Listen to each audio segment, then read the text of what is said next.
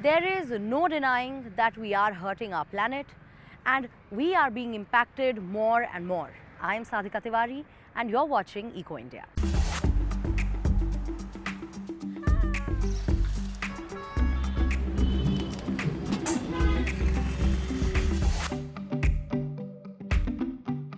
The question now is, how do we fix this?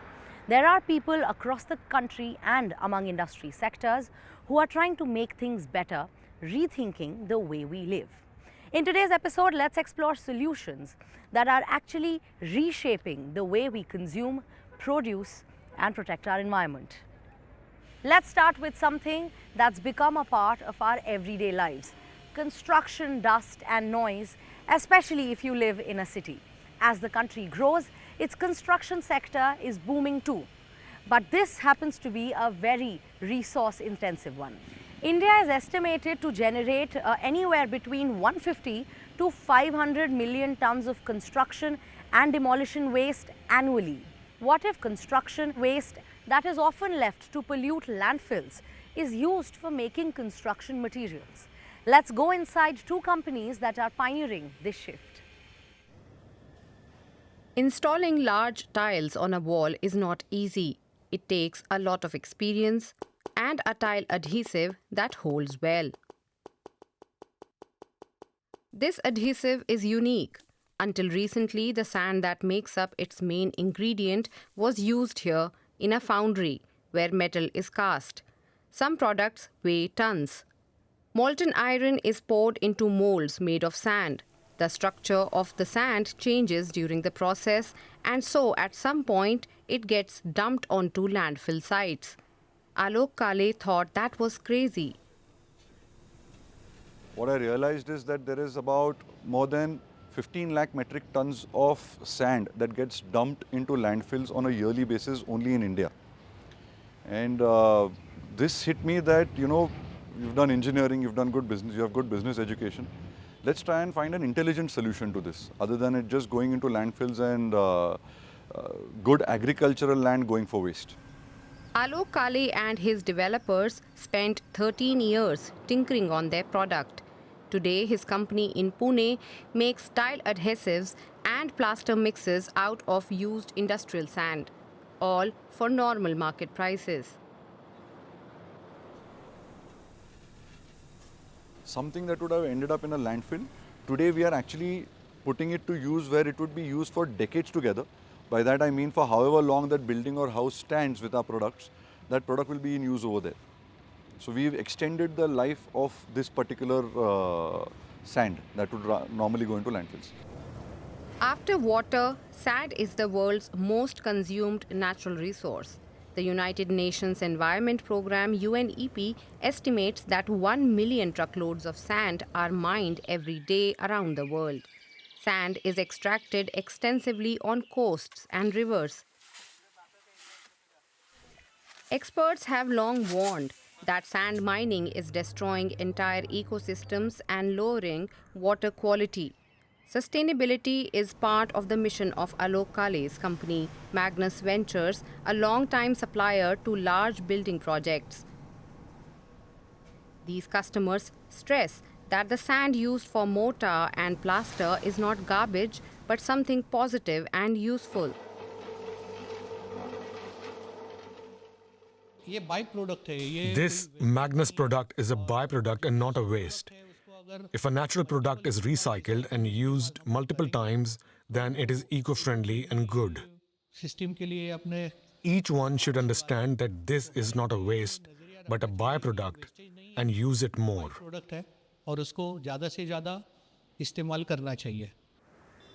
Like everywhere in the world, India's construction industry will increasingly need to use resources more sparingly. The UN expects that more than 800 million people will live in Indian cities by 2050. The construction sector will soon account for a quarter of the country's total economic output instead of the current 8%. Scientist Dr. J.S. Sudarshan believes that the construction industry must be transformed into a circular economy. This, he says, is the only way to conserve resources in the long term. When we talk about the utilization of industrial waste in different construction, developing different construction material and green material, so we have not reached it to the maximum level. Still we are at the middle level because many of the material which is still discarded and it is reaching the landfill. So that is one of the reason in many cities, in many towns, the landfill, the managing the landfill is a big task and it is a laborious activity to the corporation and municipalities. But not only construction waste ends up in landfill sites, so does ordinary household waste such as multi-layered plastics or MLPs, and their environmental footprint is catastrophic. Since they are made of several layers of plastic, they're not suitable for conventional recycling. But you can still use MLPs to make construction molds used to turn liquid concrete into its final solid shape.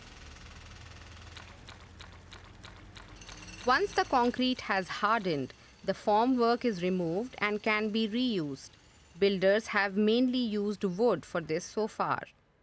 At this construction site here in Bengaluru, this new approach is being deployed. Company founder Niveda RM has supplied the formwork for the construction site, all made of plastic, recycled MLP waste that would otherwise have ended up in a dump. We did a study and we analyzed that if all of construction industry can start using recycled plastic sheets for just shuttering as an application, which I mentioned about, roughly 25 to 30% of all the non-recyclable plastics that you and I generate can get prevented from entering the atmosphere, can get prevented from entering the landfills. That's a massive number. The company says that using plastic formwork on a single large construction project means that up to 4 million plastic bags that would otherwise end up in a landfill can be reused.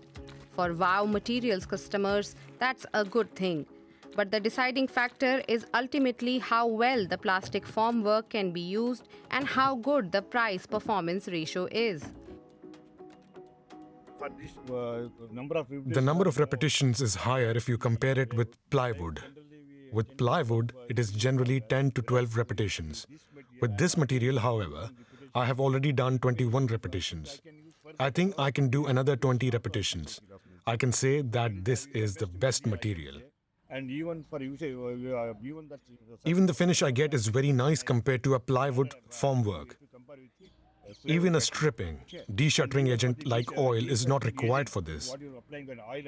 It's a smooth surface and easy to remove. The building sector is an ideal candidate for the circular economy. In terms of price, both companies are able to contend with their conventional competitors. Tax incentives for their customers would help boost the use of recycled materials in construction. India has nearly 1,300 wetlands spanning over 5% of the country's geographical area. These are crucial for preserving biodiversity, maintaining ecological balance, and combating climate change. Unfortunately, over the last 3 decades, we have lost nearly 30% of our wetlands due to urbanization, agriculture, and climate change. In Karnataka, Myristica swamps, yet another type of wetlands, are under threat too. But here, a traditional ancient practice is trying to conserve these. Once a year, the custodians of this wetland forest in Karnataka make their way to a sacred place within it.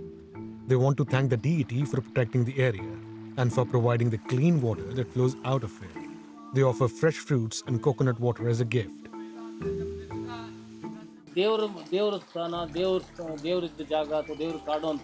Our ancestors in ascetics believed that if we ascribe divinity to a space in the forest, we will not loot and destroy that area, so it will be preserved. Eco-hydrology student Priya Raganathan is also here in the Myristica swamp forest. She too wants to protect this precious tree-covered wetland by taking a closer look at its plants and wildlife. A lot of amphibians, especially the dancing frog, which is a rare and endemic species, to the Western Ghats, they breed in these forest streams, especially the streams in swamps, because of this quiet, cool environment throughout the year. It makes a suitable habitat for these sensitive creatures. Amphibians are indicators of water quality to an extent. So if we don't see frogs here and we don't see eggs being laid, we can assume something's wrong with the water quality. The Myristica swamps are ancient, water-rich forests along the Western Ghats, a mountain range in South India. They are named after the Myristicaceae family of trees that grow here, trees like the nutmeg. The swamps act as sponges, feeding water into the region's rivers throughout the year. Many trees have developed stilt or knee roots to survive heavy rainfall and flooding. The roots also serve as efficient water filters. The knee roots capture the flow of incoming water, and that slows the flow of the water, and that allows nutrients, minerals, pesticides from upstream plantations. It all gets distilled and stays in that body of water, and clean water flows downstream. So many households that are downstream of swamps end up actually drinking the water that comes from these streams. The swamps are home to vulnerable native species like the lion-tailed macaque and the Malabar grey hornbill. But there are just a few hundred square kilometers of these biodiversity hotspots now left. Much of the area has been degraded or destroyed to make way for agriculture, like areca nut plantations. The village, of course, relies on one of the remaining Myristica swamp water bodies for its water supply. Farmer Shripad Bhatt often takes his grandchildren into the forest. He hopes that they, like him, will develop a bond with the swamps. But Shripad Bhatt has another special role here. He takes care of the shrines in this part of the forest. The shrines mark the forest as a sacred place, and that puts people off from felling trees here.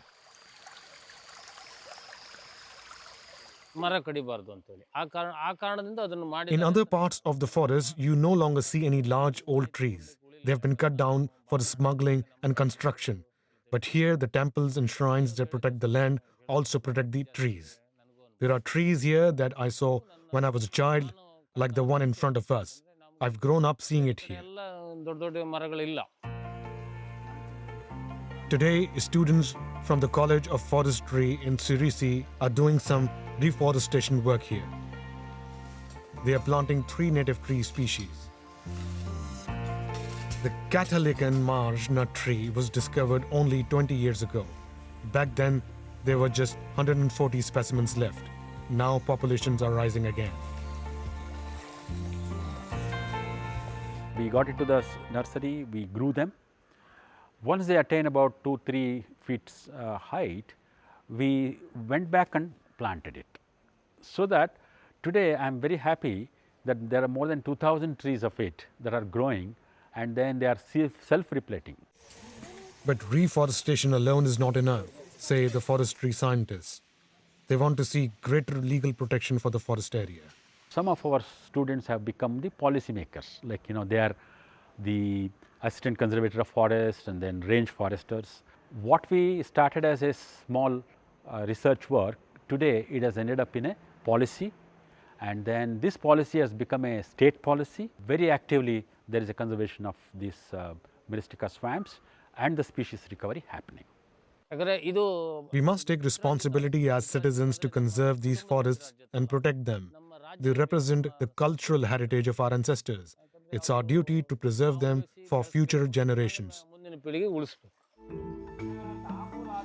Religious traditions and modern science both are pursuing the same goal: to prevent the further decline of the wetland forests in the Western Ghats. While Karnataka has Myristica swamps, Germany has peat bogs, yet another type of wetlands. And these peat bogs are under threat too. Over the last few decades, they have been drained also to make them useful for agriculture. Now, major projects are underway throughout Germany to restore these special moors. But this is a delicate and slow process. This is a wetland in the making. And that takes heavy equipment, a lot of hard work, and even more time. The forests of the Ore Mountains in southeastern Germany used to be full of peat bogs. Almost all were drained to plant fast-growing spruce during the mining boom. Now a comeback is planned. Wetlands help to preserve biodiversity, cope with climate change, and manage water supplies across the region. Forestry authorities are willing to go to great lengths to keep water here. That's a barrier made from larch intended to dam water and help restore the wetland.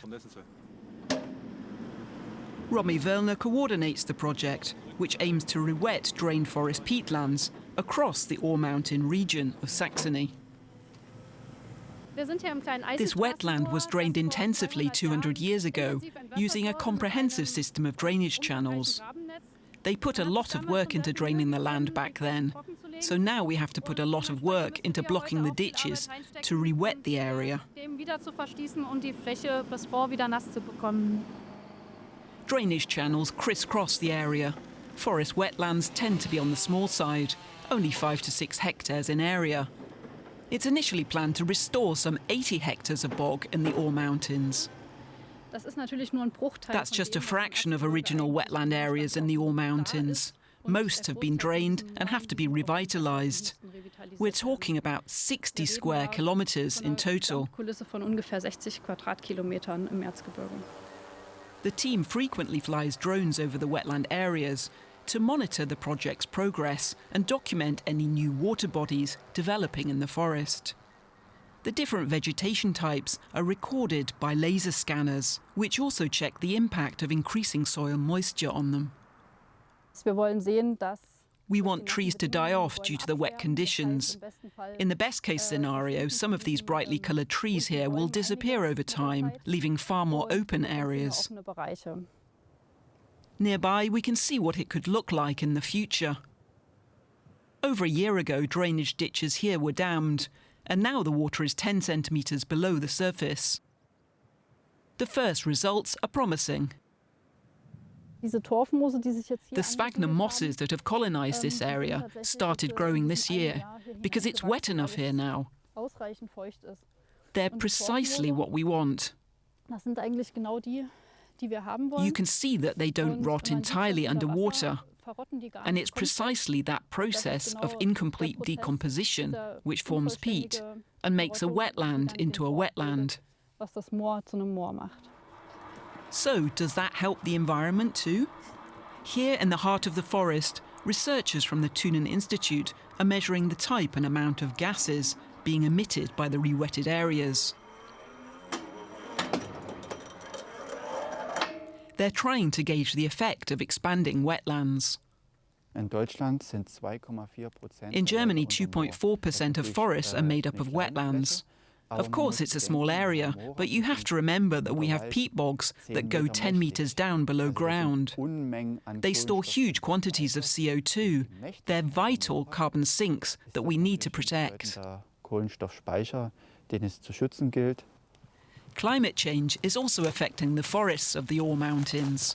Forestry manager Johannes Riedel has been working here for decades, and he knows how important the area is.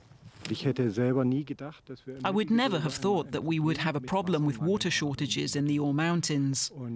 Saxony gets about 20% of its drinking water from the region. 60% of the forest is a drinking water protected area, and so the restoration of bogs is very important to us.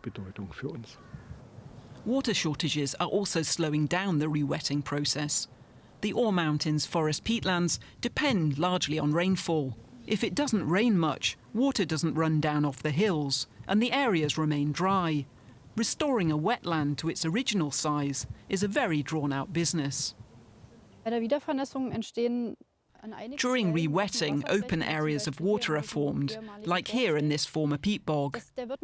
Over time it will start to close up, and in the final stages, sphagnum mosses will be able to colonise the area again, and the peat bog will start to grow, at the rate of about 1 millimetre a year. It will take about 2,000 years before the peat bog really expands. That's a problem in a time of accelerating climate change. No one here is letting that put them off. There are plenty of drained areas on their to-do list. It will take generations before the forest peatlands in the Ore Mountains can fulfill their potential as a biodiverse habitat, water reservoir and carbon sink. It is not easy to always be aware of the impact that we have on our environment. But there are some things that are directly linked to our daily lives, like the clothes that we wear.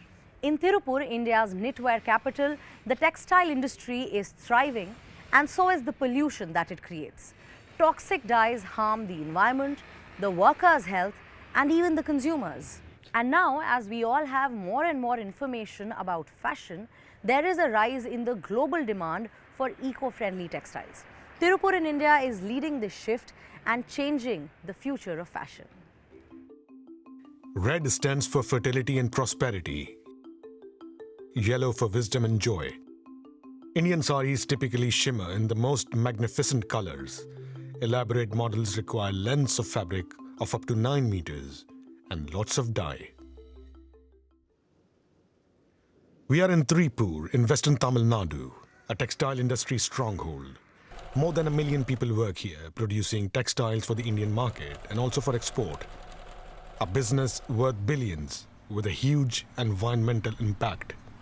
Wastewater from the dye works is often simply fed into the rivers, which carry the toxic substances into the fields. The workers are the worst affected. The harm doesn't stop here, as it causes health issues for those who work inside the dye factory. They suffer from breathing trouble, skin allergies, and disease, which leads to hair loss on their hands and legs. And it's all because they stand in the artificial chemical dyes all day long. Gladys Alex wanted to produce fabrics differently, like in the old days, before corrosive chemicals. As a child, she spent a lot of time in her father's textile factory. I was around 14 or 15 when my father mentioned that a particular color came from leaves. I used to imagine how our ancestors had extracted and used dyes for the very first time with natural materials. And after that, I became obsessed with extracting dye naturally from leaves, fruits, and vegetables. Her father suffered from terrible skin problems contracted in the dye works. That spurred her on. Through a lot of experimentation, she learned how to make sustainable dyes today. We use natural dyes for the garments. We extract the dye the way our ancestors did by using natural products with some modifications. We use leaves, seeds, and tree bark for dye extraction. All the ingredients are sourced regionally. In the extraction of natural dyes, we use many products like annatto for orange dyes, and for blue dye, we use avuri or indigo. We also use pomegranate peel, ink nut blossoms, and many rarer materials for this process. The Indian textile industry is one of the biggest in the world. 1,700 large and medium-sized producers and about 1.5 million micro-enterprises operate here.